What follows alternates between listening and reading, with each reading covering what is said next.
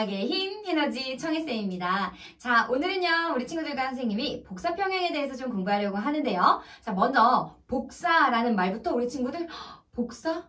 뭐지? 그 프린트 복사하는 그건가? 네, 이런 생각들을 많이 합니다. 그래서 먼저 이 복사라는 뜻에 대해서 좀 먼저 정의하고 공부 시작해 보도록 할게요.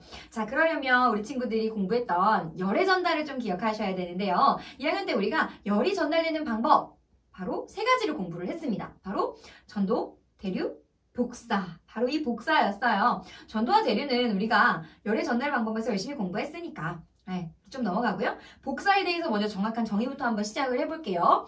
전도와 대류는 열을 전달하는데 반드시 전달해주는 그 도움 물질이 필요했어요. 어떤 물질이 있어야 열을 전달해줄 수 있었다면 이 복사는 열이 직접 이동하는 거예요. 어떤 물질의 도움이 필요 없습니다.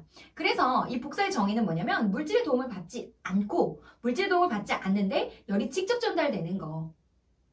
되셨나요? 우리가 흔히 또 크게 두 가지를 좀 우리는 사용해서 이 단어를 공부할 건데요. 첫 번째는 태양 복사 에너지예요. 자, 태양이 열을 전달하는데요. 다른 물질의 도움을 받지 않고 태양 그 열 에너지가 직접 가는 거예요. 되셨나요?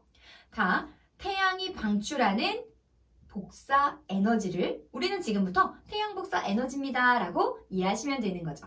자, 두 번째는요. 지구 복사 에너지예요. 지구 역시 맞아요. 방출하는 복사 에너지를 가지고 있는데 우리는 그것을 지구 복사 에너지다 라고 이야기를 하는 거죠. 즉 어떤 물체든 각각의 온도에 맞게 열 에너지를 방출해요. 복사의 형태로 우리는 크게 태양과 지구를 살펴볼 거다 라고 이해를 해주시면 되겠습니다.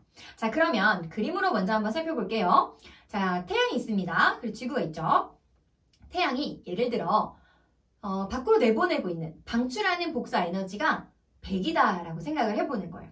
자, 그 중에 50은요 지구로 들어와요. 그 중에 20은요 대기 중에 흡수되기도 하죠. 나머지 30은요 다시 우주 공간으로 올라갑니다. 즉 지구 안으로 들어왔다라고 생각되는 양은요 70인 거예요. 자, 그럼 지구는 얼마만큼의 복사 에너지를 내보내고 있는가 생각해 봤더니요 지구는 70만큼 내보내고 있대요. 그럼 한번 생각해 볼게요. 태양 복사 에너지, 즉 지구로 들어오는 태양 복사 에너지는요 지금 50, 20 해서 70이 되는 거고요. 지구 복사 에너지, 방출하는 지구 복사 에너지는요 70이에요. 그러면 지금 두 개의 양이 어때요?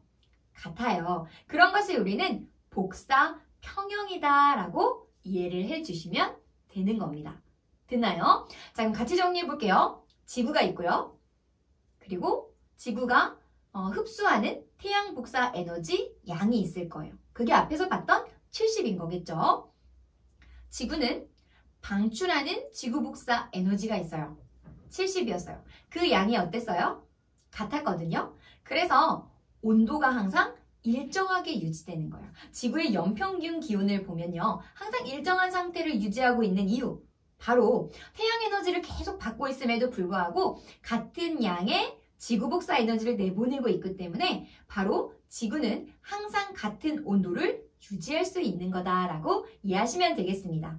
따라서 지구는 복사 평형을 이루고 있기 때문에 즉 흡수하는 태양 복사 에너지와 방출하는 지구 복사 에너지 양이 같은 복사 평형을 이루고 있기 때문에 연평균 기온이 일정하게 유지되는 겁니다 라고 이해하시면 되겠습니다.